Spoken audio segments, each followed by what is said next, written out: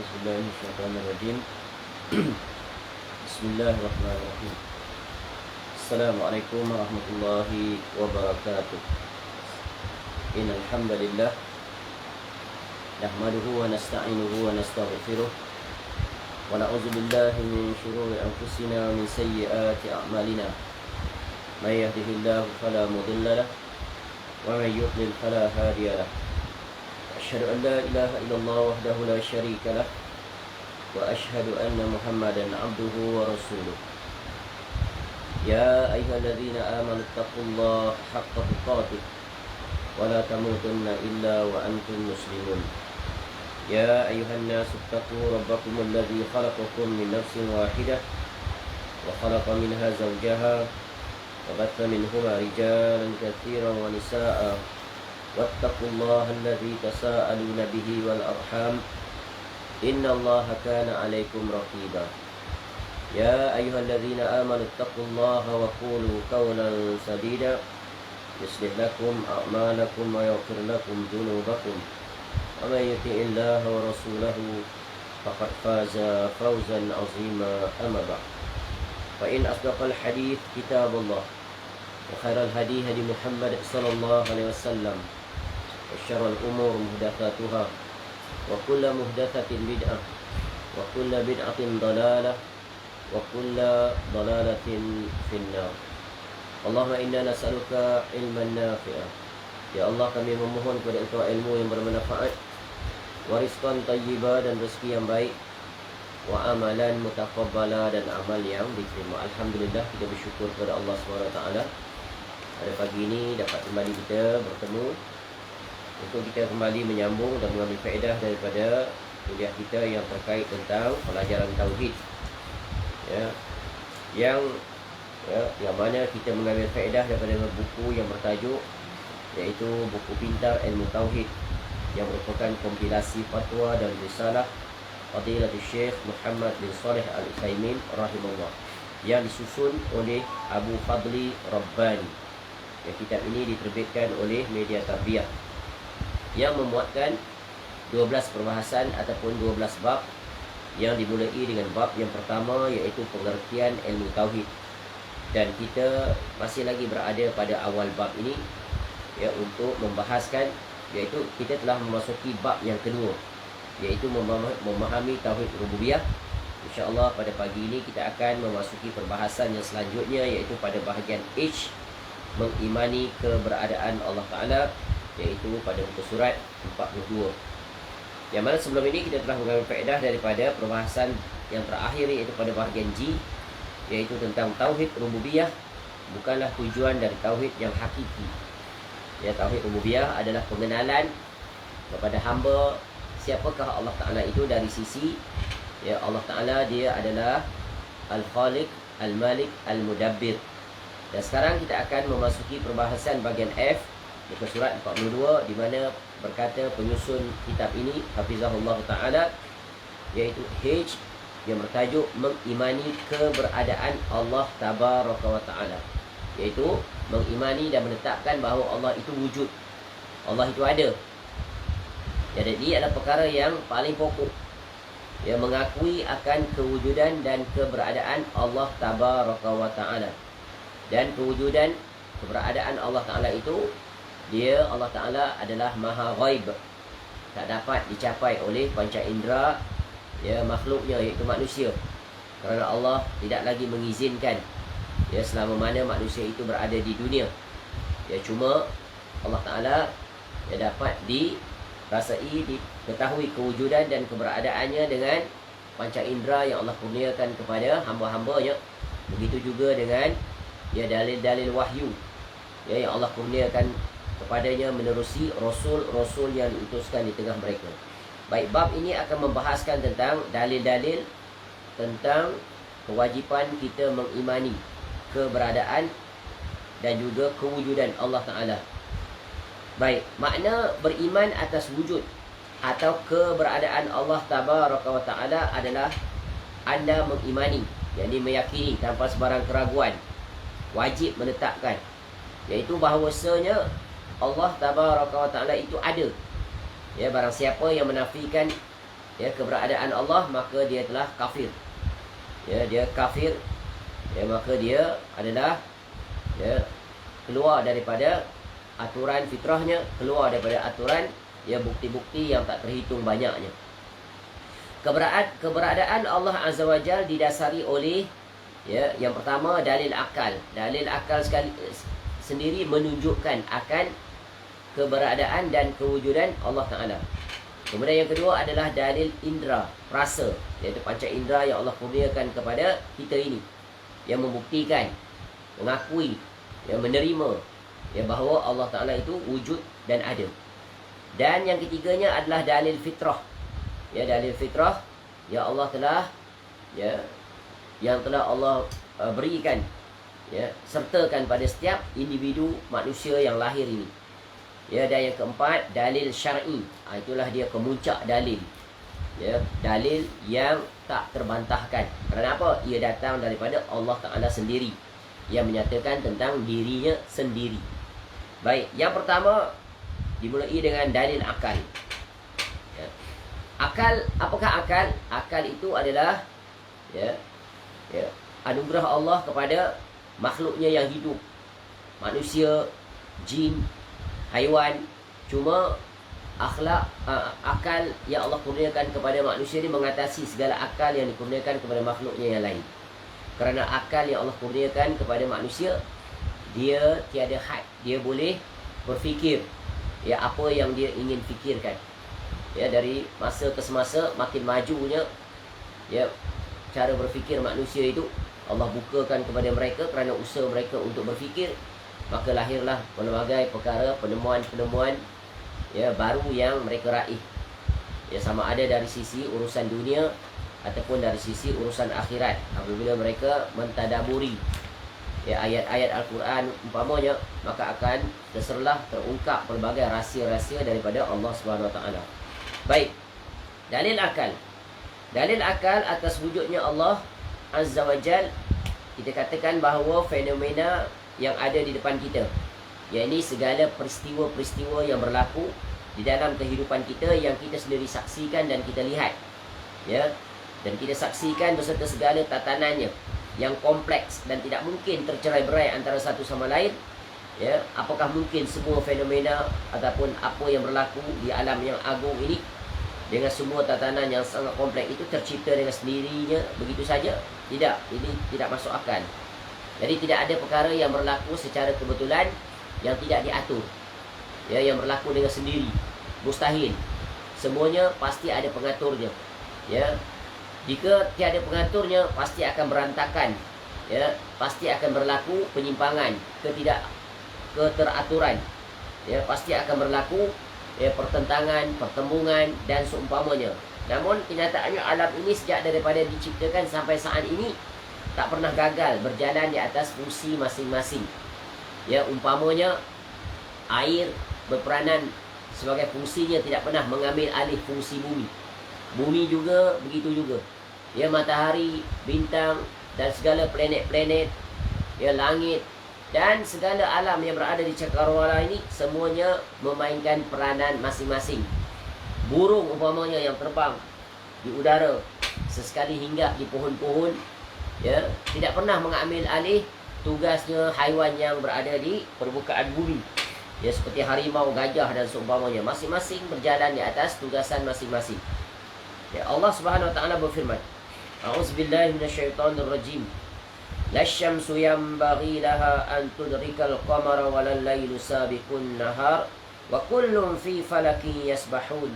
Tidaklah mungkin, ya, impossible, mustahil, bagi matahari mengejar bulan dan malam pun tidak dapat mendahului siang. Masing-masing beredar pada garis edarannya.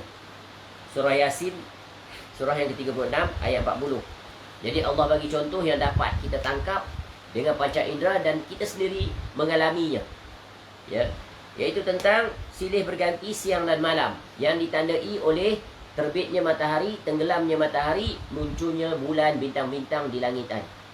Tak pernah bertukar arah, tak pernah bertukar posisi. Ya. Jadi bila sampai malam, maka siang akan meminggirkan dirinya. Bila sampai siang, malam akan meminggirkan dirinya. Tak pernah malam dan siang bertemu pada satu masa.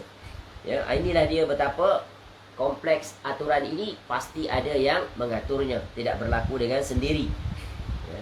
Jadi apakah masuk akal fenomena dahsyat dengan tatanannya yang indah tersebut tercipta dengan sendirinya? Tentu saja itu tidak masuk akal.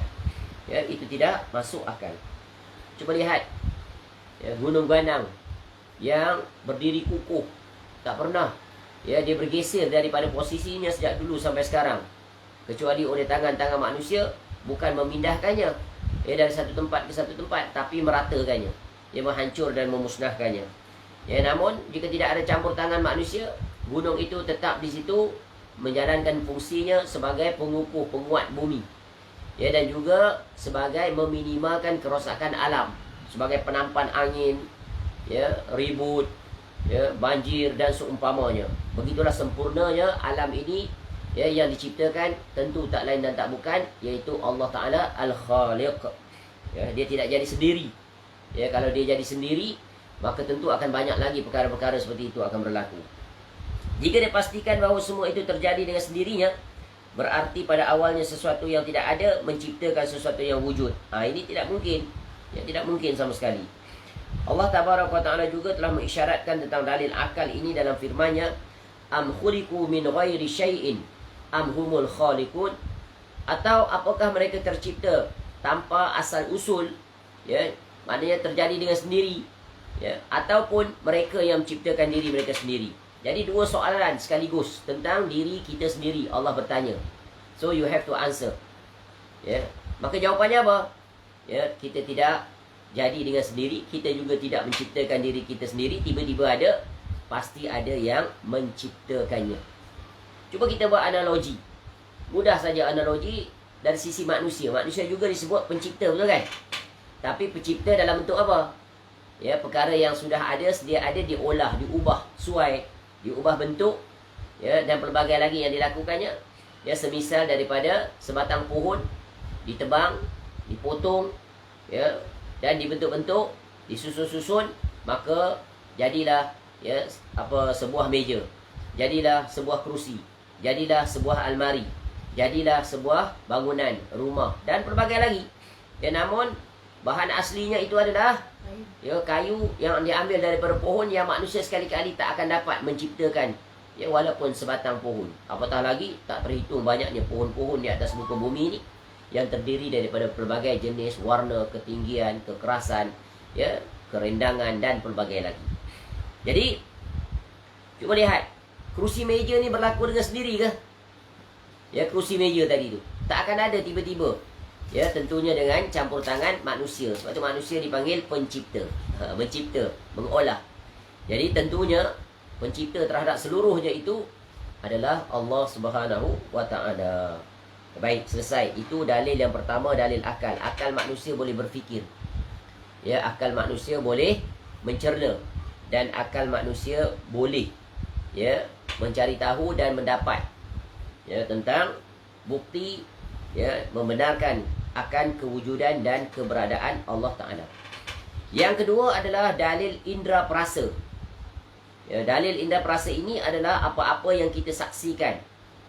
Ya, apa-apa yang kita saksikan, seperti ketika diijabahnya doa seseorang. Ya, seorang insan yang berdoa kepada Allah Tabaraka wa Ta'ala dengan mengucapkan Ya Allah, lalu Allah Ta'ala mengabulkan doanya, menghilangkan keburukan darinya, dan mendatangkan apa yang ia inginkan. Padahal ia itu hanya mengucap Ya Allah, ya, wahai Tuhanku. Ya, dia minta sesuatu kepada Allah yang Maha Ghaib. Kemudian apa yang dia minta itu diperkenankan. Ya. Bahkan permintaan itu bukan hanya daripada orang yang beriman kepadanya. Bahkan orang-orang kafir pun apabila mereka mengangkat tangan memohon kepada Allah, Allah, ya, perkenankan. Walaupun mereka itu mengingkari, mengkufuri, bahkan mereka berani, ya, menentang Allah Subhanahu wa Ta'ala, namun Allah tetap beri, menunjukkan, ya, di sana ada yang memperkenankan permohonan daripada hamba-hambanya. Ya, tak lain dan tak bukan, itulah dia Allah Ta'ala. Ya. Jadi doa itu adalah satu permohonan, dan Allah dengan sifat Rahmannya dan Rahimnya memperkenankan permohonan hambanya. Ya, orang kafir umpamanya, mereka itu kufur kepada Allah, Ya, tidak mengakui akan Allah itu sebagai satu-satunya Rabb yang wajib ditaati, yang didengar, yang diserahkan seluruh diri untuk melakukan apa yang diperintahkan. Ya, kerana dia adalah Allah Rabb, dan manusia ini adalah ciptaannya, hamba. Namun ada di kalangan mereka kebanyakannya kufur. Ya, namun ketika mana mereka hidup, Allah tetap kurniakan pelbagai kenikmatan. Bahkan ketika mereka ditimpa kesulitan, tidak ada lagi arah untuk mereka berpaut, bermohon. Mereka minta kepada Allah yang selama ini mereka nafikan. Dan Allah Ta'ala dengan sifat Rahman dan Rahimnya tadi tetap memperkenankan permohonan mereka. Sebagaimana di antaranya Allah sebut dalam surah Al-Ankabut ayat 65.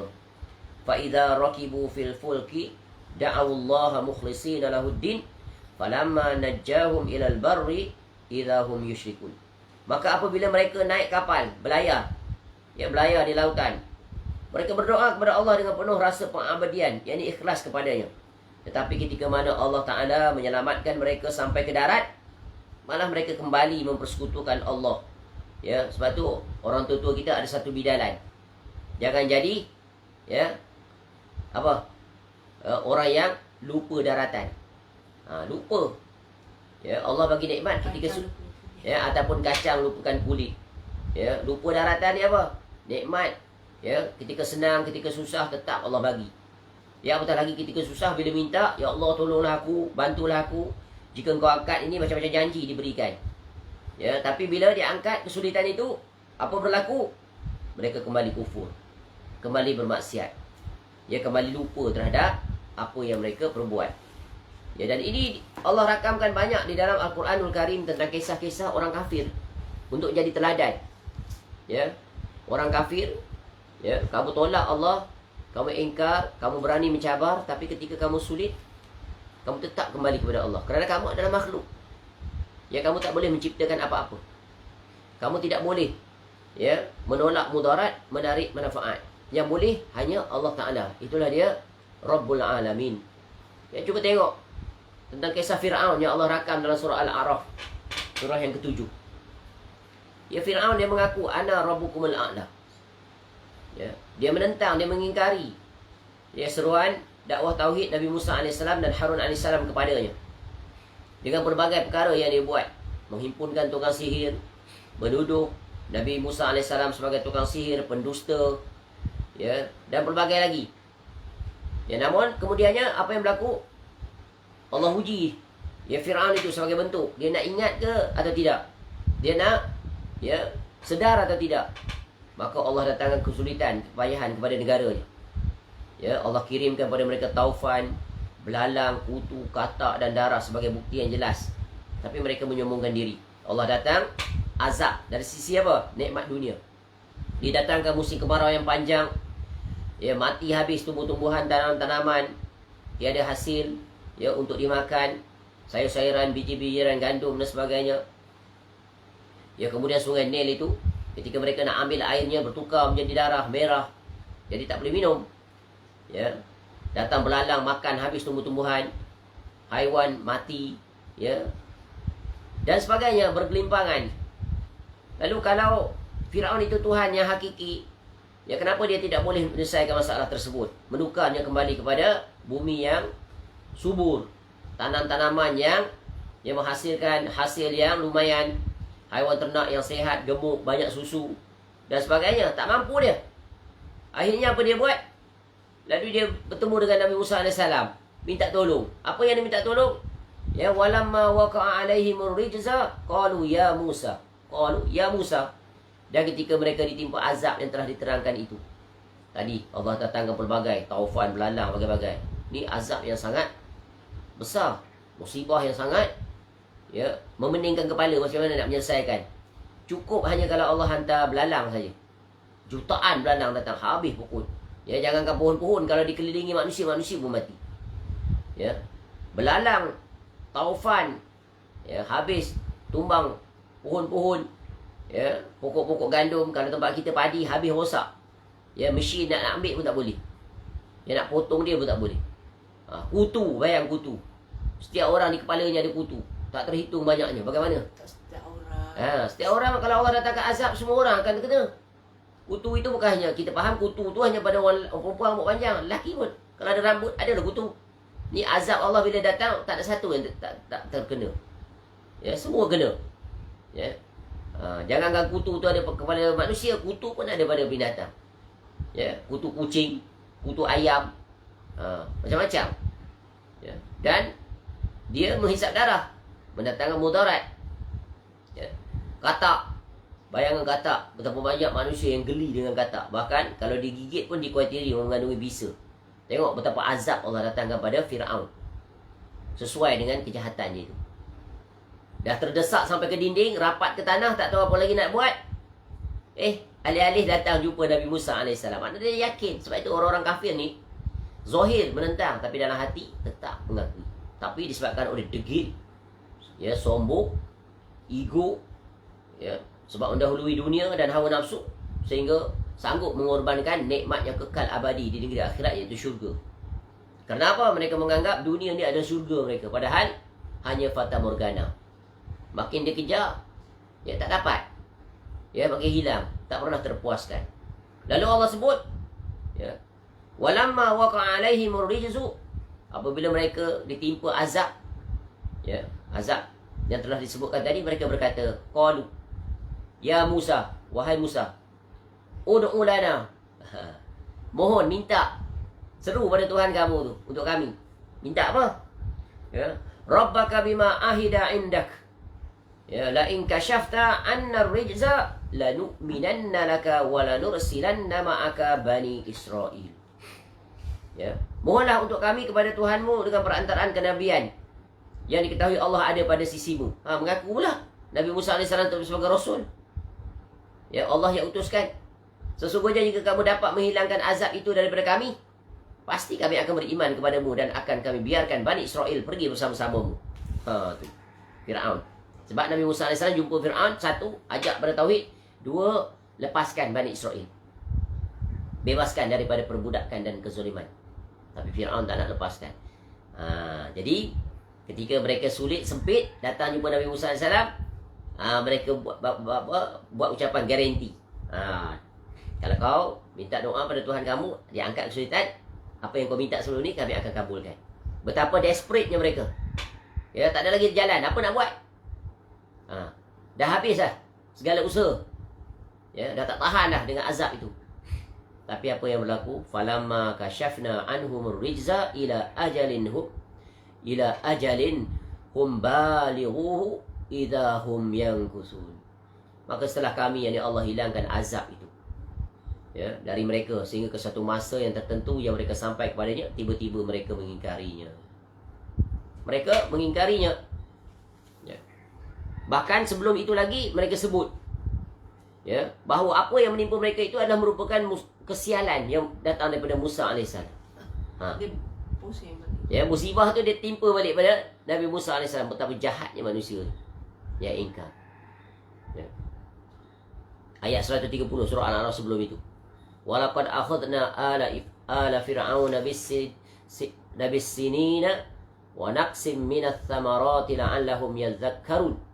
Dan sesungguhnya kami telah menghukum Fir'aun dan kaumnya dengan mendatangkan musim kemarau yang panjang dan kekurangan buah-buahan supaya mereka mengambil pelajaran. Fa iza ja'atuhumul hasanah qalu lana hadhihi wa in tusibhum sayyi'atan yattayyaru bi Musa wa man ma'ah. Ini dia. Kemudian apabila datang pada mereka kemakmuran, ya, maka mereka berkata, ini adalah kerana usaha kami. Dan jika mereka ditimpa kesusahan, mereka lemparkan sebab kesialan itu kepada Musa dan orang-orang yang bersertanya. Ya. Lalu apa Allah kata? Ala innama ta'iruhum indallah walakinna aktsaruhum la ya'lamun. Ketahuilah sesungguhnya kesialan mereka itu adalah ketetapan dari Allah. Akan tetapi kebanyakan mereka tidak mengetahui. Inilah dia. Orang kafir sejahat apa pun, bila mereka berdoa, Allah bagi. Ya, supaya tidak ada alasan untuk mereka tegakkan nanti di negeri akhirat. Jadi ini menunjukkan bahawa apa? Manusia bila ditimpa kesulitan dan kepayahan atau dia inginkan sesuatu, dia akan menyebut Allah. Ya, maknanya apa? Dia tak minta pada manusia. Kerana dia tahu apa yang dia nak tu manusia tak boleh perkenankan. Seperti tadi, Fir'aun. Ya, sendiri mengaku Tuhan sendiri pun tak boleh buat. Akhirnya ya terpaksa menurunkan ego. Ya, menurunkan lutut, datang minta kepada Nabi Musa AS. Begitulah manusia. Ya. Kesombongan itu akan terkalahkan dengan diuji, diazab. Ya, bila mana mereka tidak menemui jalan keluar, menjadi buntu, maka mereka yang membodohkan dirinya. Bodohlah tu. Selama ni anggap cerdik. Buatlah, mintalah, usahakan. Tak mampu. Yang mampu siapa? Allah Ta'ala. Maka semua itu menunjukkan bahawa di sana ada Rabb yang mendengarkan doanya dan yang mengabulkan doanya. Dan begitu banyak yang kita dapati dalam Al-Quran tentang terkabulnya doa-doa.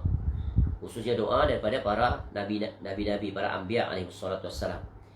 Ya, di antaranya Allah Azza wa Jalla berfirman. Al-Quran memaparkan tak terhitung banyaknya doa-doa. Doa-doa yang sangat agung dimulai daripada Nabi Adam AS dan ditutup dengan doa Nabi SAW tak terhitung banyaknya dalam Quran, begitu dalam hadis lagi banyak. Sehingga para ulama menghimpunkan, ditulis kitab-kitab. Ya, seperti Al-Azkar, Hisnul Muslim, zikir dan doa-doa Nabi.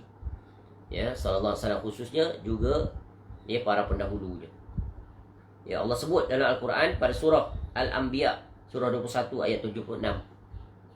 Wa Nuhan idh nada min qablu fastajabna lahu fanajjaynahu wa ahlahu minal karbil azim. Dan ingatlah ketika mana, iaitu kisah tentang Nuh AS. Sebelum itu, ya, ketika ia berdoa, maka kami perkenankan doanya. Lalu kami selamatkan ia bersama para pengikutnya daripada bencana yang besar. Jadi, para Rasul, di antara bukti teladan agung pada kita adalah, iaitu di antara tanda kedekatan seorang hamba kepada Rabbnya adalah sentiasa berdoa kepada Rabbnya. Tak pernah terlepaskan dalam setiap hari, dia pasti akan berdoa. Menunjukkan dia ada tempat untuk bergantung dan bermohon. Kerana dia adalah hamba, tidak memiliki apa-apa keupayaan dan kemampuan untuk mendapatkan sesuatu, kecuali dengan memohon kepada Allah yang memiliki apa saja. Ya, dan hambanya bila menginginkan, cukup dengan mengangkat kedua tangannya dan memohon kepada Allah. Ya, kerana Allah dia malu kepada hamba-hambanya apabila dia meminta tetapi tidak memperolehi apa yang diminta. Ya, manusia kalau minta pada manusia sering tak dapat. Ya, walaupun mintanya perkara yang ringan, tergantung kepada budi bicara. Tapi Allah, ya, yang muslimkah dia, yang berimankah dia atau yang kufurkah dia, bila minta Allah bagi. Sebagaimana sabda Nabi SAW tentang betapa Allah malu apabila hamba-hambanya minta tetapi tidak meraihnya. Inna rabbakum hayyun. Ya, sesungguhnya Rabb kita ini, ya, Rabb kamu, Rabb kita hayyun. Bukan hayyun, hayyun. Hayyun maha hidup. Ya, hayyun maha pemalu, karimun dan maha mulia. Ya, Nabi SAW gandingkan dua sifat Allah ini, dua nama Allah, maha pemalu, maha mulia. Yastahyi min abdihi. Ya, dia akan merasa malu, ya, kepada hambanya. Ya, kenapa Allah malu? Allah memiliki sifat malu. Tetapkan malu dari sisi apa ni? Idza rafa'a, apabila hamba dia angkat tangan. Ya, rafa'a yadaihi, angkat kedua tangannya. Ilaihi, kepadanya. Ayyaruddahuma sifra. Ya, lalu dia mengembalikan kedua tangannya itu dalam keadaan kosong. Maknanya Allah tak kabulkan doa. Allah malu. Jadi maknanya Allah pasti akan mengabulkan permohonan siapa? Hamba-hambanya. Kenapa Allah memperkenankan permohonan hambanya? Sebab Allah berjanji. Dan Allah pasti tak akan menyelisihi janjinya. Ya. Ud'uni astajib lakum. Kamu minta kepada aku pasti akan kabulkan. Inilah sifat Allah, ar-rububiyah Allah, iaitu pasti memperkenankan permohonan hambanya. Cumanya memperkenankan itu, ya, bergantung, ya, dalam 3 situasi. Itu semuanya adalah masyiah Allah, hak Allah untuk memperkenankan. Yang pasti Allah perkenankan. Ya, sebagaimana sabda Nabi SAW, ma min muslimin yad'u bida'watin, ya, laisa fiha ismun wala qati'atur rahim illa a'tahu Allahu biha ihda thalath. Tidaklah seorang mukmin itu memanjatkan doa, ya, angkat tangan minta kepada Allah, yang mana tidak mengandungi dosa dan pemutusan tali persaudaraan, melainkan Allah akan memberikan satu dari 3 hal kepadanya. Satu daripada 3. Yang pertama, imma, ya, iaitu sama ada an tu'ajjala lahu da'watu, Doa yang diminta tu langsung Allah bagi. Immediately fulfill. Tu. Dan betapa banyak doa yang kita minta pada Allah, immediately Allah fulfill. Apa contoh? Doa yang satu Allah bagi. Iaitu Allah, kita minta pada Allah agar Allah panjangkan usia kita. Betul kan? Sampai sekarang hidup lagi. Yang kita tak sedar. Banyak doa yang kita minta immediate, banyak. Semua Allah kabulkan. Ya, minta Allah bagi kita kesihatan, panjang umur, ada rezeki hari ini, ya, dijauhkan daripada segala bala, dimudahkan segala urusan, ya, diberikan kekukuhan istiqamah di atas iman dan taqwa, cinta kepada sunnah, benci kepada bid'ah, cinta kepada tauhid, benci kepada syirik, menyintai orang-orang yang soleh yang berjalan di atas perkara tadi, ya, dan pelbagai lagi tak terhitung dalam sehari semalam tu. Ya, kalau disenaraikan permohonan yang kita mohon pada Allah, ya, dan juga apa yang kita tak mohon pada Allah, Allah bagi, tak terhitung. Itu yang pertama. Yang kedua, wa imma an yaddakhiraha lahu fil akhirah, iaitu Allah simpan pahalanya untuknya di akhirat kelak. Ya, Allah bagi bila? Allah dah perkenankan, tapi bila dapat? Di negeri akhirat. Apa contoh? Minta masuk syurga, Allah dah perkenankan sekarang, tapi nanti negeri akhirat Allah bagi. Ya, sebagaimana janji Nabi sallallahu alaihi wasallam kepada beberapa sahabatnya dan juga sahabiah, seperti keluarga Ammar bin Yasir. Sabran ala Yasir, inna mau'idukumul jannah. Bersabarlah wahai keluarga Yasir, bagi kamu syurga janjinya. Dapat tak? Dapat, tapi nanti. Ya. Begitu juga seorang wanita yang terkena penyakit epilepsi, penyakit ayan itu, ya, ataupun barangkali penyakit sawan, datang jumpa Nabi SAW, minta didoakan agar kesembuhan, dapat kesembuhan. Lalu Nabi SAW bagi option yang lebih baik. Aku doakan engkau bersabar, engkau dapat syurga, atau aku doakan engkau sembuh. Lalu wanita yang cerdas ini, ya, memilih aku bersabar ya Rasulullah. Sebab apa? Nak dapat syurga. Namun dalam keadaan itu aku mohon doakan pada Allah ketika aku terkena penyakit itu, bila datang sakit itu, agar terjaga auratku. Masya Allah, mumtaz. Nampak? Dapat tak syurga? Dapat. Ya. Dan banyak lagi contoh-contoh yang Nabi SAW sebut. Dan yang ketiga adalah wa imma, ya, wa imma ni jadi bahasa kita kan? Wa imma, wa imma an yasrifa anhu minas su'i mislaha. Dia akan terhindar daripada hal-hal yang buruk yang sebanding dengan doanya itu. Jadi ini adalah tentang dalil indera perasa. Ya, para rasul mengajar kita pelbagai doa. Ya, doa yang pertama yang Allah ajar adalah doa kepada Nabi Adam AS ketika berada di syurga. Ya, tak sengaja telah melakukan pelanggaran akibat tipu daya licik, ya, oleh siapa? Iblis. Rabbana zalamna anfusana wa illam taghfir lana wa tarhamna lanakunanna minal khasirin. Wahai Tuhan kami telah menzalimi diri kami sendiri. Jika engkau tidak ampuni dosa kami, nescaya kami akan termasuk dalam kelompok orang yang rugi. Ya. Tu mengadu. Ya, menyatakan kesalahan diri. Ya, maknanya penyesalan yang amat sangat. Minta kepada Allah, ampunlah dosa kami ya Allah. Kalau tak diampuni, siapa lagi yang boleh dapat mengampuni? Takut. Sebab apa? Syarat masuk syurga mesti dapat pengampunan. Kalau tak dapat pengampunan, macam mana? Ya, nak masuk syurga? Takkan. Di dunia pun manusia sama manusia pun, kalau buat kesalahan, ya, di penjara seumur hidup. Ya. Tapi kalau dapat pengampunan daripada raja, keluar dia. Nampak? Itu di dunia. Sesama manusia, sama makhluk, apatah lagi dengan Allah. Juga firman Allah Ta'ala, wa ayyub idh nada rabbahu anni massaniyad durru wa anta arhamur rahim. Dan ingatlah tentang kisah Nabi Ayub alaihissalam. Nabi Ayub alaihissalam ni, ya, ketika ia berdoa kepada Rabbnya, ya Rabbku, sungguh aku telah ditimpa penyakit, padahal engkau adalah Rabb yang maha penyayang dari semua para penyayang. Surah Al-Anbiya, ya, ayat 21, surah 21 ayat 83. Terkenal kisah Nabi Ayub AS dari sisi apa? Diuji oleh Allah Ta'ala dengan sakit yang lama. Disebut oleh para mufassirin, iaitu sekitar 18 tahun sakit, sehingga semua orang meninggalkannya. Ya. Habis harta benda dia, tak ada lah gosok.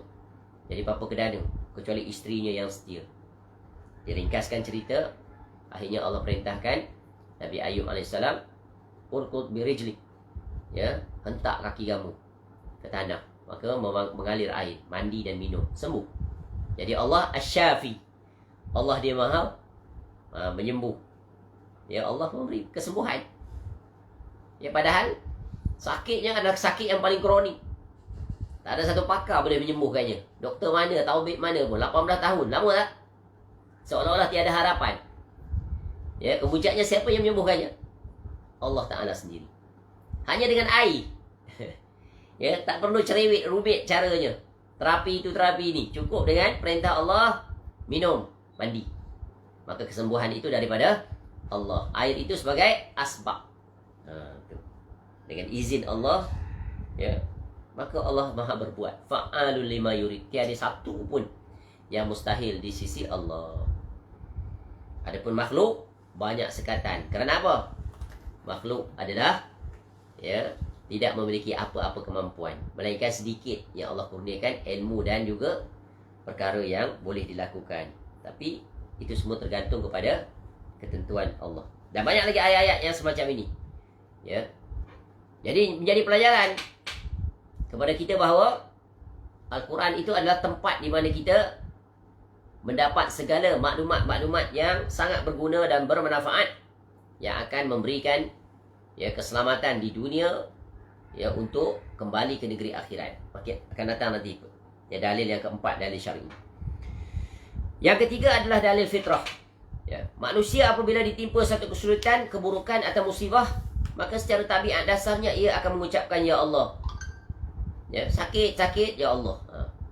Bahkan seringkali orang-orang kafir, meskipun ia tidak mengakui adanya pencipta sekalipun, tetap saja lisannya automatik, ya, mengucapkan ya Tuhan, oh my God. Tu. Di saat mereka mengalami kecelakaan yang membahayakan jiwa mereka. Sebab begitu. Sebab fitrah itu menunjukkan adanya Rabb Azza wa Jal. Ya, sebab Allah Ta'ala dah menjelaskan situasi ini. Sebab dia yang menciptakan hamba-Nya. Jadi dia autopilot. Ketika Allah menciptakan manusia, Allah dah letakkan fitrah itu dalam dirinya bahawa dia adalah diciptakan. Dia ada Tuhan. Ya, ada Rabb. Bahkan dia pernah melihat Rabb itu di alam ruh. Sebagaimana Allah sebut pada surah Al-A'raf, ya, ayat 172. Al-A'raf surah yang ke-7. Wa idh akhadha rabbuka min bani Adam min zuhurihim, ya, min bani Adam min zuhurihim zurriyatahum wa ashhadahum ala anfusihim alastu bi rabbikum qalu bala syahidna an taqulu yaumal qiyamah inna kunna an hadza ghafilin. Dan ingatlah ketika mana Rabbmu mengeluarkan dari sulbi, yakni tulang belakang anak cucu Adam keturunan mereka, dan Allah mengambil kesaksian terhadap roh mereka. Roh itu, semua roh, seraya berfirman, bukankah aku ini Rabb kamu? Tidakkah aku ini Tuhan kamu? Ya. Mereka menjawab, betul, ya, bahkan engkau Rabb kami. Kami bersaksi lagi. Ya, apa makna bersaksi? Mesti ada 3. Mesti akui dengan hati, ditetapkan tanpa sebarang keraguan, diucapkan dengan lisan, diistiharkan. Ya, diistiharkan. Deklarasi. Ya. Kami lakukan yang itu, kata Allah Ta'ala, agar di hari kiamat kamu tidak mengatakan sesungguhnya ketika itu kami lengah, lalai terhadap perkara ini. Tak pernah ada yang diberitahu. Nampak? Jadi, ketika berada di alam ruh lagi sebelum dipindah ke alam dunia dan nanti akan kembali ke alam akhirat, alam barzah, alam akhirat, ya, telah mengiringi setiap anak Adam itu fitrah bahawa dia telah mengenal Allah Ta'ala. Maknanya apa? Dia mengakui Allah Ta'ala itu sebagai Rabb. Namun ketika mana dihantar ke dunia, maka dia diuji dengan pilihan untuk menjadi seorang mukmin atau sebaliknya. Baik, dalil yang keempat tentang ar-rububiyah Allah Ta'ala dari sisi keberadaan dan kewujudan Allah Ta'ala itu ada. Ya, dalil syar'i. Inilah kemuncak dalil. Ya, iaitu menerusi wahyu yang Allah Ta'ala turunkan kepada Nabi SAW. Begitu juga para rasul sebelumnya, seperti Nabi Musa AS, Nabi Isa AS, Nabi Daud AS, dan seluruh rasul-rasul. Allah kurniakan pada mereka dalil iaitu wahyu. Jadi setiap insan apabila memerhatikan ketetapan-ketetapan syariat yang terdapat di dalam Al-Quranul Karim, niscaya ia akan mengetahui bahawa yang menetapkan syariat tersebut adalah Rabb Tabaraka wa Ta'ala. Allah Tabaraka wa Ta'ala berfirman, "Wa idza huyyitum bi tahiyyatin fahayyu bi ahsana minha aw rudduha. Innallaha kana ala kulli syai'in hasiba." Dan apabila kamu dihormati dengan satu salam penghormatan, maka balaslah penghormatan itu dengan yang lebih baik, atau balaslah penghormatan itu yang sepadan dengannya, setara. Sungguh Allah memperhitungkan segala sesuatu. Surah An-Nisa, surah yang keempat, ayat 86. Susunan Al-Quran tidak adanya contradiction, tidak ada pertentangan, dan saling membenarkan antara satu dengan yang lainnya. Semua itu menunjukkan bahawa Al-Quran itu diturunkan oleh Allah Tabaraka wa Ta'ala. Ya, Al-Quran itu ada sebesar-besar dalil dan bukti akan kewujudan, keberadaan Allah Ta'ala. Dan akan bukti, ya, kebenaran, kewajipan setiap manusia di atas muka bumi ini, di pelosok mana pun dia berada, wajib mengambil Allah Ta'ala sebagai Rabb yang ditaati, Rabb yang didengar, Rabb yang dipatuhi, Rabb yang jiwa raga setiap insan itu wajib berserah diri, iaitu menjadikan Allah Ta'ala sebagai Rabb yang diibadahi. Wajib mentauhidkan Allah dalam seluruh perbuatan hamba. Sebab itu Allah utuskan para rasul-rasul alaihi wassalatu wassalam, dan tidak terhenti, ya, dengan kewafatan seluruh rasul itu alaihi wassalatu wassalam, tetapi tetap diteruskan oleh siapa? Iaitu para ulama yang menduduki tangga teratas, kerana mereka adalah al-ulama'u warasatul anbiya. Ya, siapa al-ulama'u warasatul anbiya? Iaitu mereka adalah para ulama alim rabbani yang mendatangkan qala Allah wa qala Rasul ala fahmi salafus salih. Itulah dia ulama rabbani. Jika keluar daripada aturan ini, mereka bukan ulama rabbani, tetapi mereka adalah ulama yang menyimpang, yang tidak, ya, diperintahkan untuk kita berjalan bersama mereka itu, kerana mereka bukan membawa kepada kebenaran, bukan membawa kepada jalan yang lurus, tetapi keluar daripada jalan yang lurus, yang jalan kiri kanan yang digariskan oleh Nabi SAW, yang di situ ada penyeru-penyerunya. Siapa? Syaitan. Syaitan seru ke mana? Ke syurga atau ke neraka? Hidayah atau kesesatan?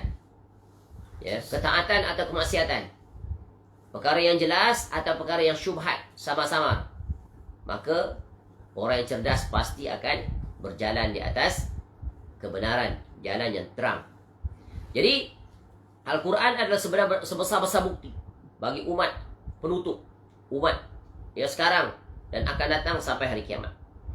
Sempurnanya ketepatan bahawa tujuan Al-Quran itu benar-benar untuk kebaikan para hamba adalah petunjuk bahawa Al-Quran itu berasal dari sisi Allah Tabaraka wa Ta'ala. Betapa banyak cabaran-cabaran yang Allah utarakan di dalam ayat-ayat. Ya, jika kamu tidak percaya bahawa Al-Quran ini daripada Allah, datanglah yang semisal dengannya. Kumpulkan 10 orang atau seluruh penduduk muka bumi ini. Ya, cabaran ini sampai sekarang tak dapat dan mampu dilakukan oleh, ya, seluruh orang-orang kafir, pakar bahasa, ataupun kalangan orang Islam yang pakar bahasa Arab, orang Arab, walaupun satu ayat tak mampu. Itu bukti kebenaran. Ya, dan seterusnya, sayangnya agama-agama peninggalan umat-umat terdahulu telah mengalami perubahan dan penyimpangan. Allah Ta'ala berfirman, yuharrifunal kalima amma wadhi'ihi, ila akhir ayat. Mereka suka mengubah firman Allah dari tempatnya. Surah Al-Ma'idah, ya, surah yang kelima ayat. Jadi Allah menjelaskan kitab-kitab dahulu, kitab-kitab samawi sudah hilang keasliannya, kerana diubah oleh tangan-tangan manusia. Siapa yang mengubah? Iaitu para rabai dan para pendeta. Agama mereka bukan orang awam, bukan orang biasa, bukan orang kampung, orang cerdik, orang cerdas, iaitu di kalangan, ya, agamawan mereka yang sesat, yang menyimpang. Jadi pelajaran berguna. Yang menyimpangkan agama ini daripada jalan yang lurus adalah para agamawan, agama yang jahat, yang menyimpang. Ya. Namun satu keistimewaan umat Nabi SAW, Al-Quran dan hadis terjaga. Ya, tak akan sekali-kali dapat diubah, walaupun secerdas apapun seseorang itu.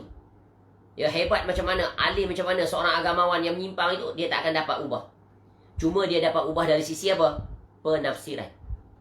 Namun sisi itu tetap juga dapat dihalang, dapat benteras kerana adanya alim rabbani yang Allah kurniakan pada mereka, iaitu ilmu untuk menjaganya dengan menyampaikan kebenaran. Jadi akan tetapi agama yang diturunkan kepada para nabi alaihi wassalatu wassalam seluruhnya menunjukkan keberadaan Allah tabaraka wa taala berikut hikmah dan ilmunya. Jadi pelajaran di sini dalil syar'i ini adalah yaitu tentang Al-Quran. Ya, betapa banyak umat Islam mereka telah meninggalkan Al-Quran. Dan ada kefahaman di kalangan masyarakat umat Islam, Al-Quran ini hanya untuk orang-orang agama. Al-Quran ini milik para agamawan, exclusively. Jadi kalau nak tahu apa yang terkandung dalam Al-Quran ni, kena tanya mereka secara mutlak.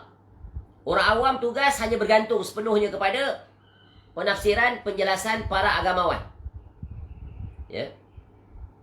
Ini cara, bentuk halus menjauhkan umat daripada Al-Quran Karim. Jadi for them, Al-Quran only accessible and applicable for those so-called agamawan. Sebagaimana berlaku kepada siapa? Pada Yahudi dan Nasara, betul kan?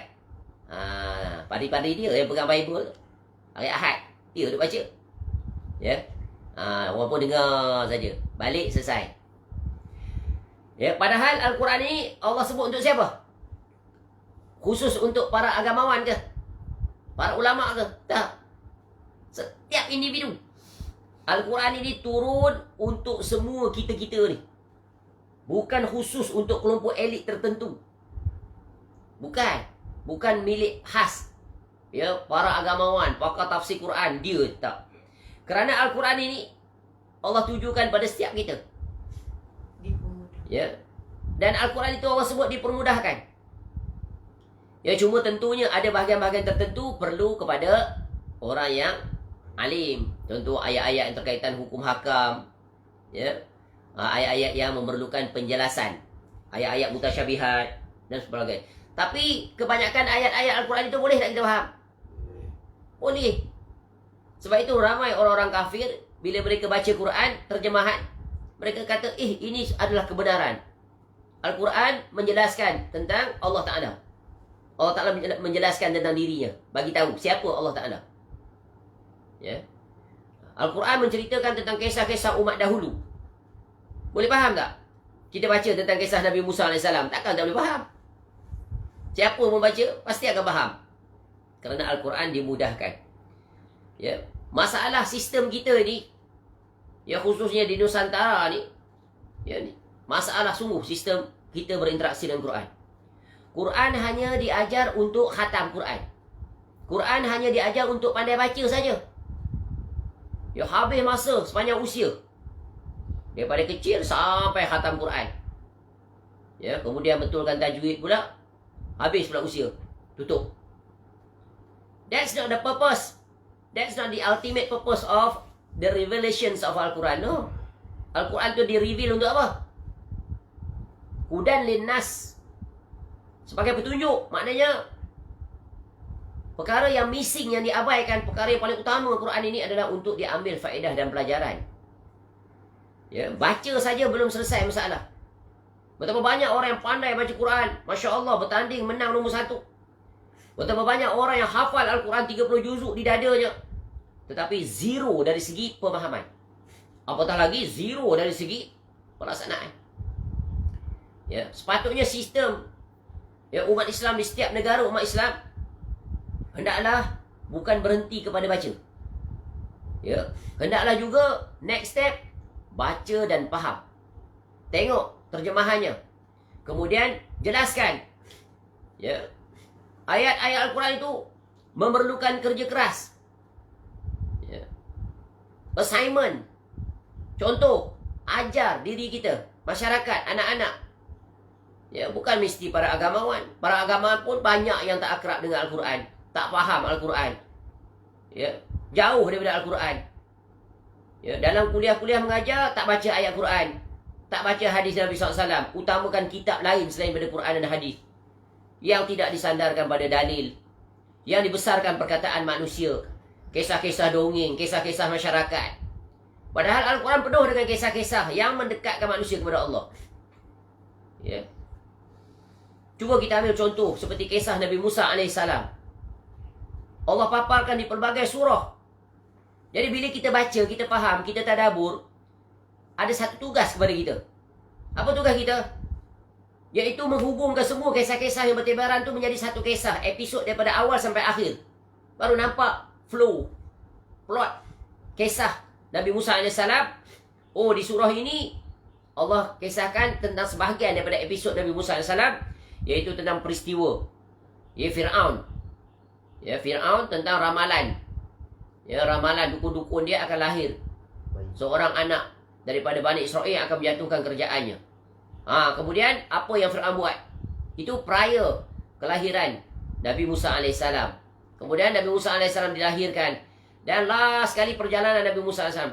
Jadi tugas kita bila baca, oh kita tahu kisahnya ada di sini, kisahnya ada di sini. Jadi what is our action plan? We have to put all those stories, all those analoginya scattered puzzle, we have to put it together. Baru nampak. Barulah kita hidup dengan Quran. Baru kita cinta Al-Quran. Nikmat bila baca ada saja perkara baru, rahsia baru yang Allah bagi pada kita. Maka dengan itu kita akan makin dekat dengan Allah. Betul kan? Kiaskan pada perkara lain. Allah menceritakan tentang dirinya. Betapa banyak ayat kita boleh put together. Ayat-ayat yang berkenaan dengan nama Allah, sifat Allah, peringatan Allah. Allah gambarkan tentang syurga. Tak terhitung banyak ayatnya. Maka kita boleh susun ayat-ayat itu dari segi tentang sifat-sifat syurga, penghuninya, pohon-pohonnya, peralatan rumahnya, bejana, pinggan mangkuk dan pelbagai lagi. Pohon-pohon, buah-buahan, sungai-sungai. Maka kita akan dapat satu konsep yang menyeluruh tentang syurga. Begitu juga tentang neraka. Jadi kalau perkara ini diterapkan dalam sistem pengajaran, maka Al-Quran itu akan mengangkat darjat orang-orang yang membacanya. Tetapi kenyataan tak. Baca Quran pun tak minat. Selesai baca Quran itu pun dipaksa. Bayang kalau dia baca setiap hari, mulai daripada suratul Fatihah tu, yang tiap-tiap hari dia baca, kalau dia faham, dia akan selamat daripada terjatuh ke dalam penyimpangan dan penyeru-penyeru kesesatan tu. Contoh, iyyaka na'budu wa iyyaka nasta'in. Hanya kepada Engkau ya Allah kami beribadah dan kepada Engkau kami minta tolong. Maka pasti tak akan minta tolong pada makhluk yang tidak memiliki kemampuan.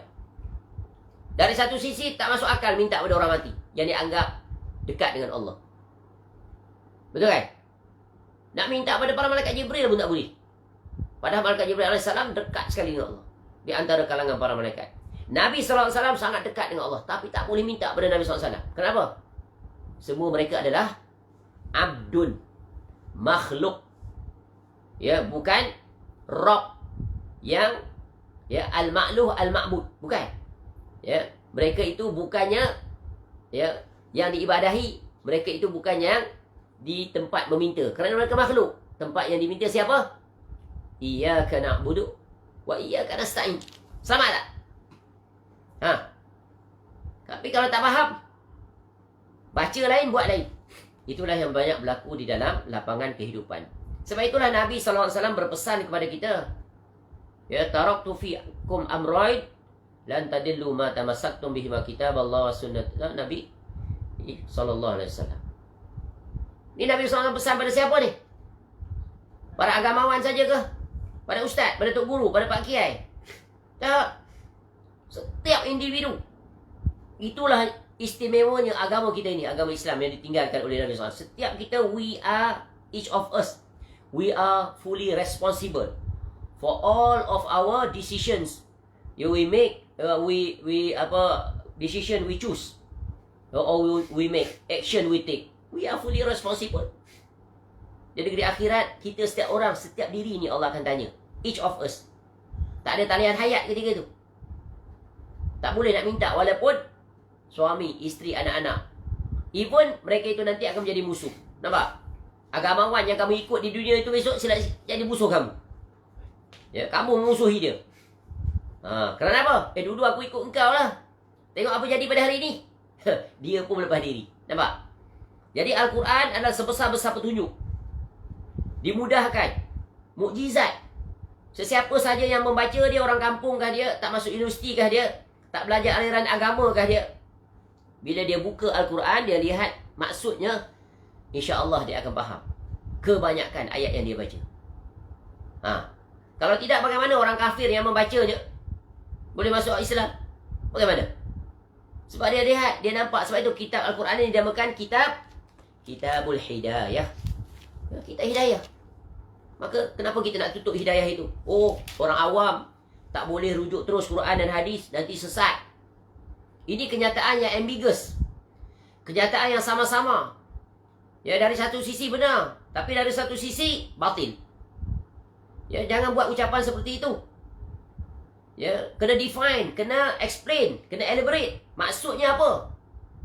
Ya, nak kendeng pada satu kelompok, tapi bila disebut di kalangan awam, majoriti orang yang dengar tu orang awam. Oh, kalau begitu kita tak boleh lah nak baca Quran terus. Ya. Tak boleh lah baca hadis terus. Jadi apa yang nak dibuat oleh setiap orang itu? Maka tertutuplah pintu Quran dan hadis untuk mereka. Ini sungguh satu perkara yang tak sepatutnya diucapkan. Kena elaborate, kena explain. Apa maksud tak boleh. Dan di lapangan pun tak ada orang. Tak ada satu orang pun yang memahamkan Al-Quran dan hadis itu berdasarkan fikiran dia. Tak ada dia, tak jumpa.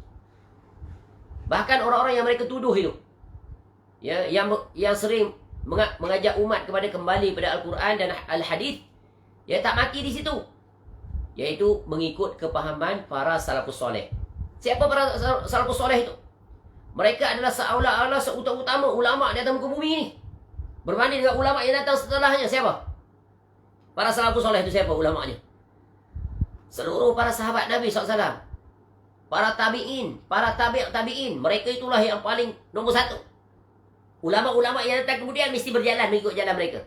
Kalau tidak mengikut jalan mereka, mereka itu adalah ulama yang menyimpang. Kerana apa? Menafsirkan ikut kepala mereka, akal mereka. Ya, kerana agama ni bila dia datang, dia dah sempurna. Ketika Nabi SAW wafat, mission accomplished. Kalau tidak, bagaimana Allah gezetkan ayat itu pada hari Jumaat di Padang Arafah, pada Haji Akbar Nabi SAW yang pertama dan terakhir. Ya. Al-yawma akmaltu lakum dinakum wa atmamtu alaikum ni'mati wa raditu lakumul Islam madina. Sehingga ayat ini dijadikan dalil oleh Al-Imam Malik rahimahullah. Ya, man ibtada'a fil Islami bid'ah yaraha hasanah faqad za'ama anna Muhammad sallallahu alaihi wasallam khana risalah li'anna Allah yaqul. Ayat tadi, al-yawma akmaltu lakum. Nampak? Inilah ulama yang kita nak ikut. Bukan kita faham agama ni sendiri. Maksud tak ada seorang pun di atas muka bumi ni, baik dia orang biasa, orang awam ataupun mana-mana para ulama, ya, yang dia boleh faham sendiri Al-Quran dan hadis. Pasti dia akan rujuk. Dari sisi apa ni? Dari sisi hal yang terkait hukum hakam, ya, yang terkait tentang amalan-amalan. Sebab itu para ulama tulis kitab-kitab. Dari sisi amalan lahir kitab fiqh, dari sisi akidah lahir kitab tauhid, ya, dari sisi bab akhlak lahir kitab tarbiyah, ya, tarbiyah, ya, akhlak ataupun tazkiyatun nafs. Yang semuanya itu adalah mesti datang daripada Quran dan hadis. Ya, adapun maksud kita membaca Al-Quran, setiap orang wajib, ya, baca Quran. Setiap orang berusaha untuk memahaminya. Contoh kita baca suratul Fatihah. Orang awam, ya, baca saja. Jangan orang mandai. Tahu erti kemudian sekian-sekian. Tak. Sebut nama Allah, Bismillahirrahmanirrahim. Dengan menyebut nama Allah yang Maha Pemurah lagi Penyayang. Faham tak? Faham. Cuma untuk perincian boleh dirujuk. Ya, rujuk di mana? Di tafsir. Ya. Para agamawan pun tak mampu nak cerita semua. Siapa yang mampu menjelaskan semua secara terperinci? Kitab tu, kitab tafsir tu. Ambil kitab tafsir tu, tengok apa explanationnya. Para penceramah, masanya terhad. Betul kan? Macam mana dia nak explain? Ya, para ulama syarah saja iyyaka na'budu wa iyyaka nasta'in itu semisal Ibnu Qayyim Al-Jauziyah rahimahullah dalam kitabnya Madarijus Salikin Baina Manazil Iyyaka na'budu wa iyyaka nasta'in tu. 2 jilid, 3 jilid. Tu baru satu ayat. Belum lagi ayat-ayat lain. Sehingga di panjang zaman ada para ulama yang mensyarahkan kadang satu ayat tu sampai berjilid-jilid di sekarang. Nampak? Masya Allah. Jadi slogan yang mengatakan orang awam kalau merujuk langsung terus pada Quran dan hadis maka sesat, itu adalah kenyataan yang tak sepatutnya dikeluarkan. Kalau dikeluarkan, mesti ada perincian. Dijelaskan apa maksud sesat di situ. Jangan mengeluarkan perkataan yang ambiguous, ya, yang mendatangkan kesamaran. Akhirnya orang faham, khayal ramai yang berada di depan kita tu pelbagai orang. Oh, kalau gitu, tak payahlah kita, ya, belajar Quran, tengok faham maksud dan sebagainya. Ya, kena tunggu dulu, tanya dulu para agamawan. Dan para agamawan yang memahami Al-Quran pun pelbagai aliran. Betul kan? Kalau dia Mu'tazilah, dia faham Quran ikut Mu'tazilah. Sesat atau tidak dia? Sesat. Sebab apa? Salah memahami. Ini pun satu sisi. Dan berbagai banyak orang-orang, kelompok-kelompok yang sesat ni, tak terhitung banyaknya, juga merujuk Quran yang sama, tapi pemahaman yang salah. Contoh kelompok ISIS itu. Dia baca Quran macam kita, tapi dia salah di sisi mana? Salah di sisi pemahaman. Ya, tu. Sebab itu pentingnya penjelasan itu biar jelas, lengkap, dan hendaklah adil dan tulus. Ya, menjelaskan dari sisi Quran itu maksud perkataannya seperti ini. Jangan buat kenyataan yang umum dan tidak menunjukkan contoh. Mesti tunjuk contoh. Ya, oh, ayat ini kalau kita faham ikut kepala kita pasti binasa. Betul kan? Jadi kena rujuk kepada penjelasan para ulama yang muktabar. Ya, contoh ada orang menafsirkan qul huwallahu ahad. Ya. Allahu samad dan sebagainya, dia kata itu adalah Muhammad. Allah itu adalah Muhammad. Ni. Ada tak orang seperti ini? Tu golongan sesat batiniah. Ya, diaminkan oleh ramai orang. Ulama dia juga. Ada ulama, tapi ulama yang menyimpang. Ya, sebab itu kita kena ajar kepada masyarakat, setiap kaum muslimin, kewajipan mereka apa? Terhadap Al-Quran. Baca. Kemudian faham.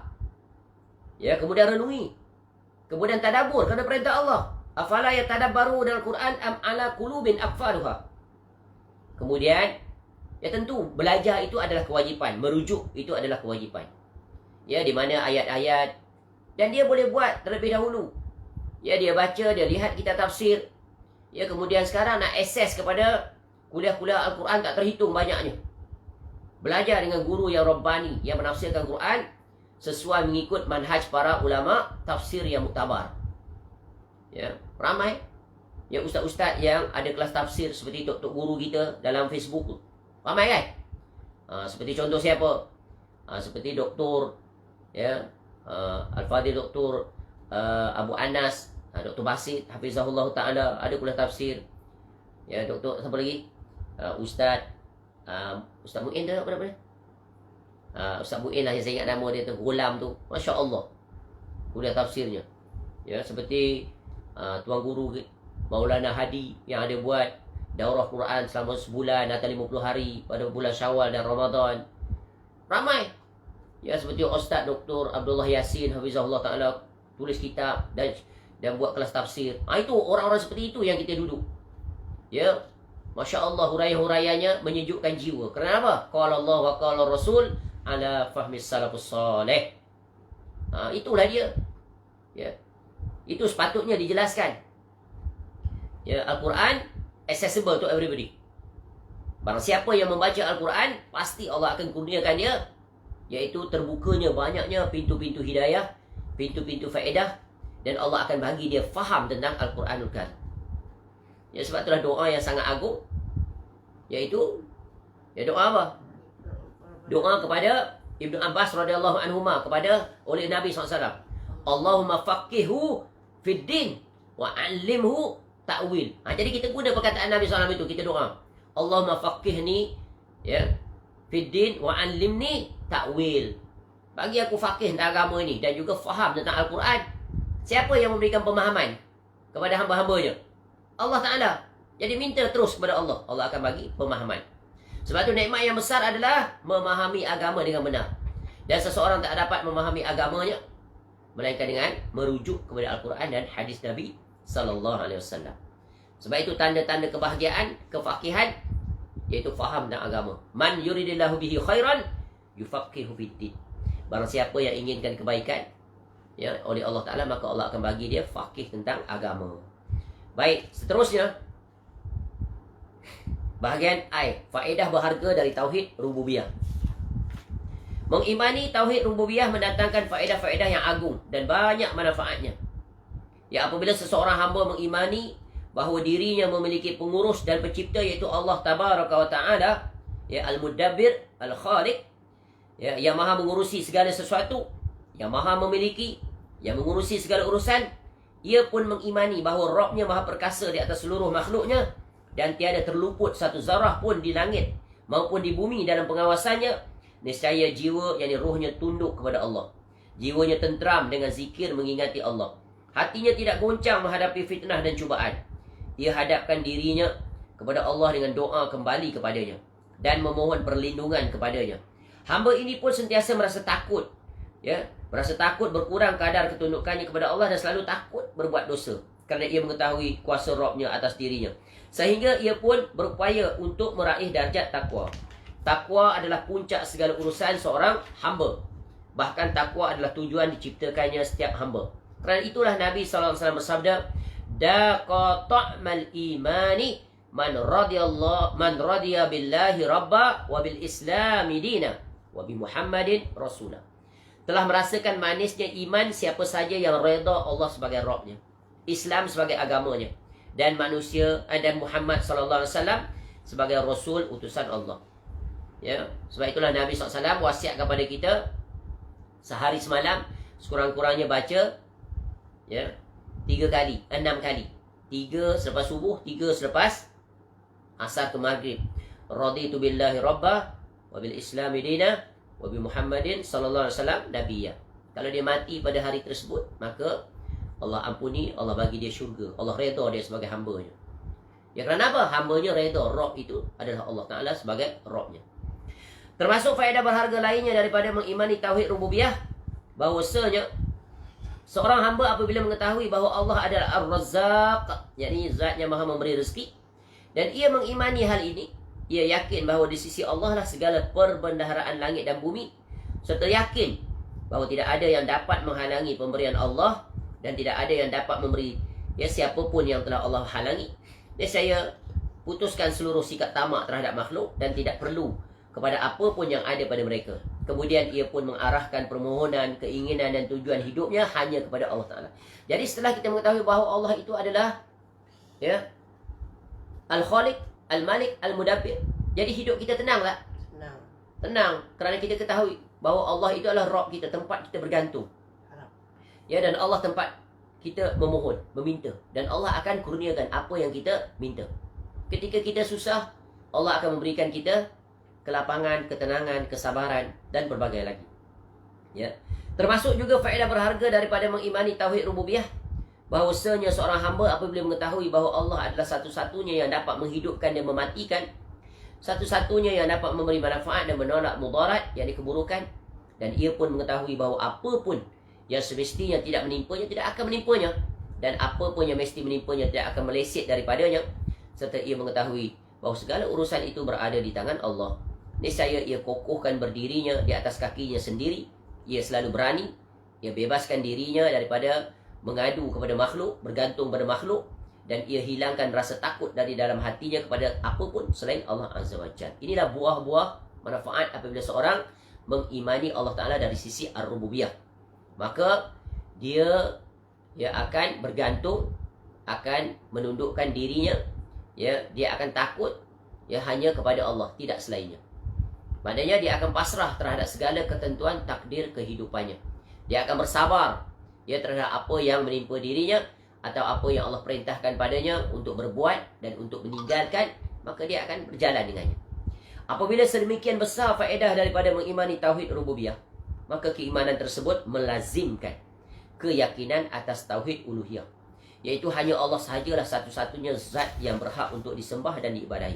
Jadi, ya, sesiapa saja yang mengimani Allah Ta'ala dari sisi Ar-Rububiyah, sepatutnya, sewajibnya akan menghantarkan dia kepada, yaitu mentauhidkan Allah dari sisi Al-Uluhiyah, yaitu dia sedar siapa dirinya, dia sebagai hamba, dia sebagai makhluk, dan dia sedar siapa yang menciptakannya, yaitu Rabb, ya, yang mencipta, yang memilik, yang mengurus, yang memerintah, yang mengatur. Maka itu tentu akan mewujudkan kesedaran pada dirinya tentang dirinya dia adalah hamba, maka menjadi kewajipan untuk dia memperhambakan diri kepada Allah Ta'ala yang dia imani dari sisi ar-rububiyah. Jadi tauhid ar-rububiyah, tauhid al-uluhiyah, dia tak terpisahkan. Dia sekali-kali tak boleh dipisahkan. Kalau dipisahkan, maka seseorang itu telah kufur kepada Allah. Sebagaimana orang-orang kafir mengakui Allah Ta'ala itu adalah al-khaliq, tempat bergantung, tempat meminta, tetapi degil, engkar, tak mau menghubungkan dirinya dengan Allah dari sisi ketundukan, ketaatan, dari sisi mentauhidkan Allah dalam beribadah. Baik, wallahu a'lam. Selesai. Dan sekarang kita masuk bahagian J, bahagian terakhir pada bab yang kedua, iaitu lawan daripada tauhid rububiyah. Ya. Sikap yang berlawanan dari tauhid rububiyah adalah sikap ilhad. Ya, sikap ilhad iaitu satu menolak akan keberadaan Allah Ta'ala, tak mengakui Allah Ta'ala itu ada, Allah itu wujud, Allah itu esa. Ya. Yang keduanya adalah ini disebut dan mengingkari kewujudan, yakni keberadaan Allah Azza wa Jal, serta keyakinan-keyakinan menyimpang tentang rububiyah Allah Ta'ala dalam segala hal, seperti keyakinan adanya makhluk yang turut serta mengurusi alam semesta yang Allah tak izinkan. Betul kan? Allah tak berikan hak, tak ada leverage, tak ada authority. Ya, malaikat ya Allah bagi hak untuk mengatur, ya, menjaga alam tinggi, ya, alamul a'la dan alamul sufla, alam tinggi, alam rendah. Ya, langit ada para malaikat yang Allah tugaskan untuk menjaga.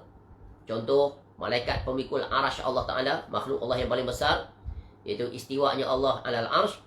Ya, 4 malaikat, 8 malaikat yang sangat besar sekali mereka itu, digambarkan dalam Quran. Ya, malaikat di bumi, ya, jaga setiap makhluk ciptaan Allah.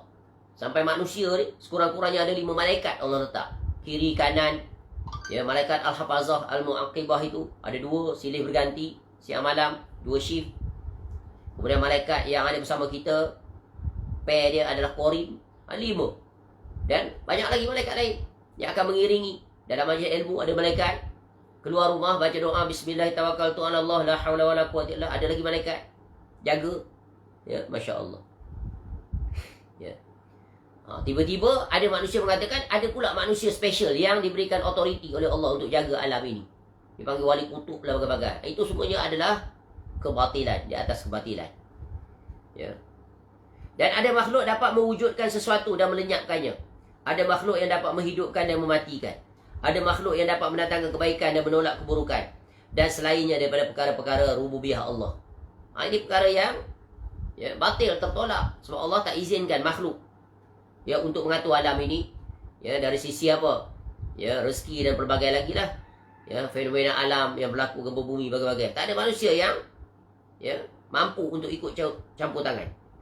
Ya, termasuk penyimpangan juga adalah sikap meremehkan nama-nama dan sifat-sifat Allah Azza wa Jal. Seperti meremehkan ilmu Allah atas segala perkara yang tersembunyi, meremehkan keagungan dan kebesaran Allah Azza wa Jal dan selainnya. Termasuk penyimpangan juga adalah meyakini adanya makhluk yang turut serta dalam menentukan takdir. Padahal Allah Azza wa Jal adalah satu-satunya Rabb dan sifat rububiyahnya mencakup segala sesuatu, termasuk takdir seluruh makhluk. Wallahu a'lam. Jadi takdir kehidupan kita ini, kalau bahasa orang Melayu dia kata nasib. Nasib kita bukan di tangan manusia. Nasib kita di tangan Allah. Jadi nasib itu sebenarnya adalah takdir. Maksudnya takdir. Tapi segala bahasa dia guna nasib. Tidak ada nasib dalam istilah agama. Seperti tidak ada istilah kebetulan dalam agama. Tidak ada istilah alam semula jadi dalam agama. Yang ada adalah alam ciptaan Allah.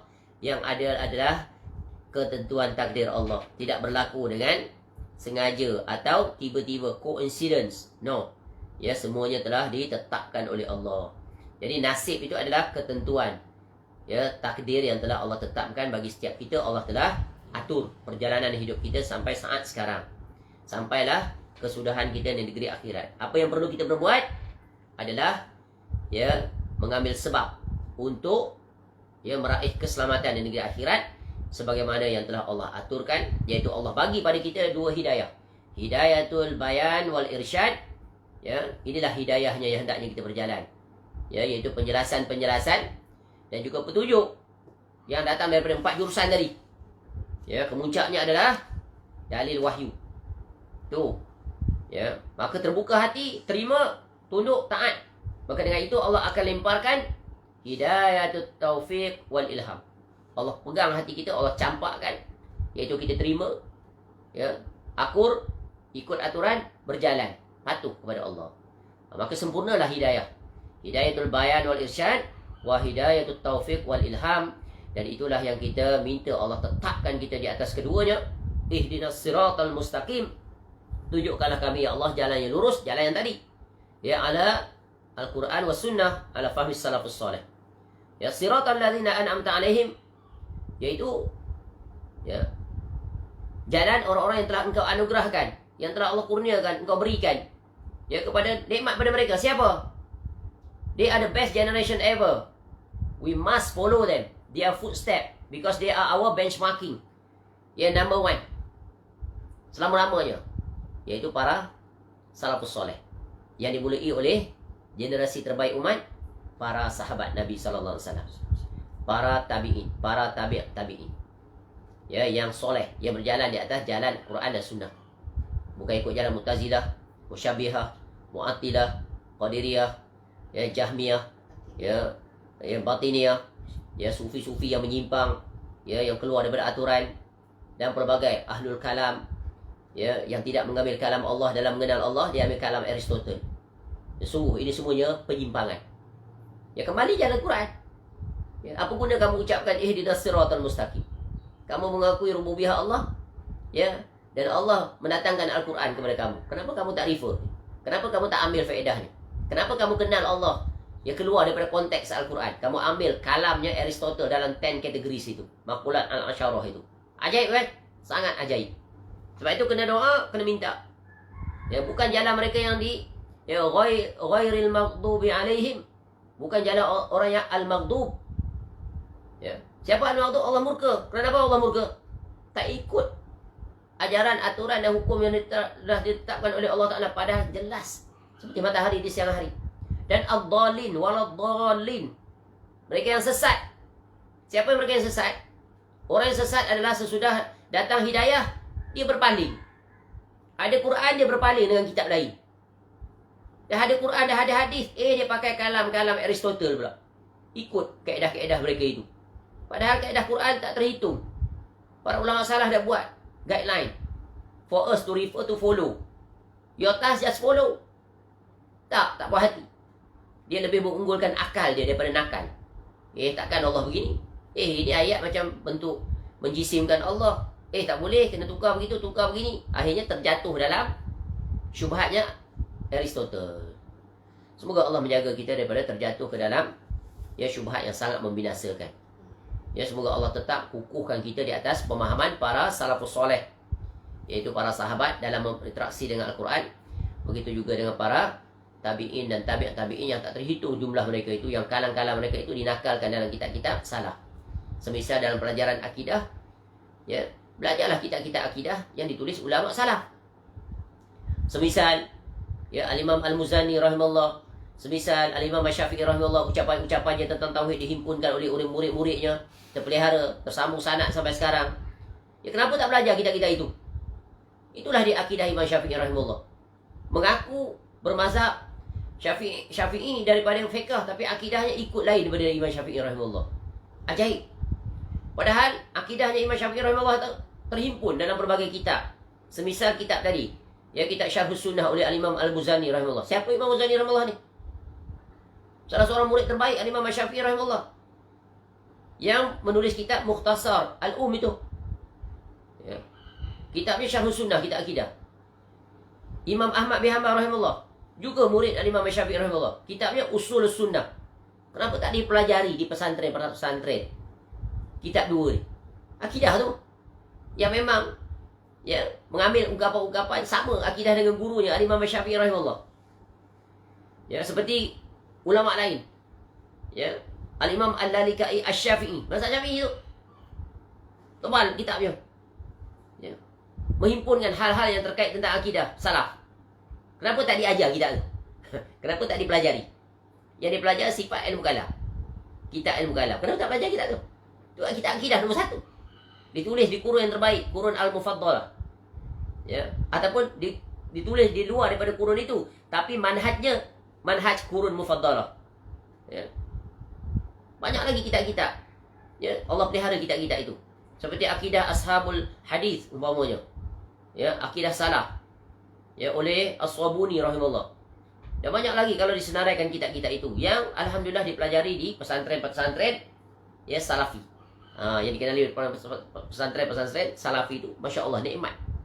Dapat bertalaki dengan pelbagai kitab-kitab ulama yang diiktiraf dalam Quran adalah hadis. Kenapa tinggalkan kitab-kitab mereka? Kenapa tak belajar?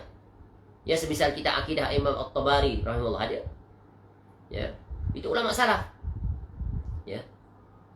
Dan sebagai lagi. Dan yang ajaibnya, kenapa tak belajar kitab akidah yang ditulis oleh Al-Imam Abul Hasan Al-Asy'ari rahimahullah, semisal kitab Al-Ibanah an Usulid Diyanah. Itu akidah salah semua dalam tu. Ya. Risalah Ihla Ahli Thaghar. Tengok dalam tu. Ya.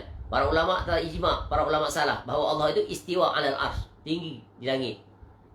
Itu imam mana tu yang kamu disembahkan kepadanya? Ajaib tak? Ajaib. Akan datang penjelasannya masuk bab yang ketiga insya-Allah, memahami tauhid al-uluhiyah pada muka surat 49. Alhamdulillahilladzi bi ni'matihi tatimmus shalihat. Ya, mudah-mudahan bermanfaat. Ya, mudah-mudahan Allah memberikan kita kefakihan, istiqamah di atas jalan kebenaran, yaitu akrab dengan Al-Quran, akrab dengan hadis Nabi SAW, akrab dengan pemahaman dan penjelasan para ulama salaf. Ya, terkhusus dalam bab yang terkait tentang aqidatul tauhid. Karena apa? Tauhid itulah dia pokok seruan seluruh rasul-rasul alaihi wassalatu wassalam, tak pernah berbeza.